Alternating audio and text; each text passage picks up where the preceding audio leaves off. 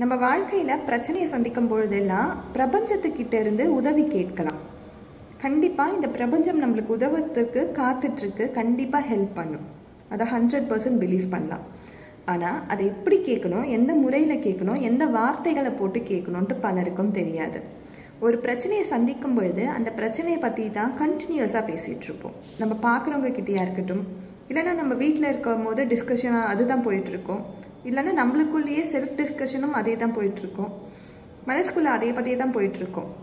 ஆனால் ஒவ்வொரு வாட்டியுமே நம்ம அதை பற்றி பேசும்பொழுது என்ன பண்ணுறோம், நெகட்டிவான வைப்ரேஷனை இந்த பிரபஞ்சத்துக்கு அனுப்பிச்சிட்ருக்கோம், நெகட்டிவான தாட்ஸை அனுப்பிச்சிட்ருக்கோம், கமெண்ட் அனுப்பிச்சிட்ருக்கோம். அப்போ யூனிவர்ஸ் மறுபடியும் ரிட்டர்ன் என்ன கொடுக்கும், இந்த பிரபஞ்சம் மறுபடியும் என்ன கொடுக்கும், இந்த பிரச்சனை உனக்கு போதலை போல, இன்னும் கொஞ்சம் பிரச்சனையை நீ வச்சுக்கோ அப்படின்னு சொல்லி மறுபடியும் பிரச்சனையை தான் கொடுக்கும். ஸோ நீங்கள் எப்பெல்லாம் பிரச்சனையை சந்திக்கிறீங்களோ அப்பொழுதெல்லாம் இந்த ஒரே ஒரு ட்ரிக்கை மட்டும் ஃபாலோ பண்ணுங்கள், இந்த பிரபஞ்சத்துக்கிட்ட உதவி கேட்பதற்கு. இந்த உலகத்தில், இந்த பிளானட்டில் நம்ம பிறந்துட்டோம். ஸோ இதில் மாற்றம் எதுவுமே கிடையாது. நம்ம இறக்குற அந்த நொடி வரைக்குமே ஏதோ ஒரு பிரச்சனையாக சந்திக்க தான் போகிறோம். அது அக்செப்ட் பண்ணிக்கோங்க, இந்த சிச்சுவேஷனை அக்செப்ட் பண்ணிக்கோங்க. இப்போ நீங்கள் என்ன சூழ்நிலையில் இருக்கீங்களோ அதை அக்செப்ட் பண்ணிக்கோங்க.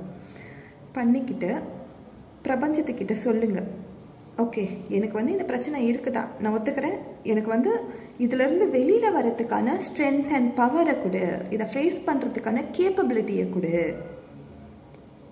அதே மாதிரி இந்த பிரச்சனைக்கான சொல்யூஷனை கொடு, டிசிஷன் என்னால் எடுக்க முடியல, எனக்கு ஒரு கைடன்ஸாக நீ இருந்து எனக்கு இந்த பிரச்சனையிலேருந்து வெளியில் வரத்துக்கான சொல்யூஷனை கொடு அப்படின்னு கேளுங்க.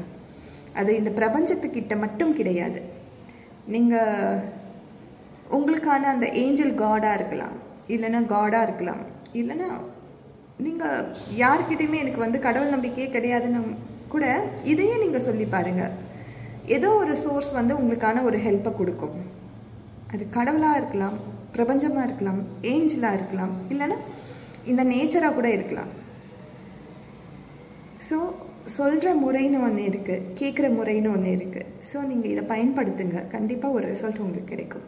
Thank you.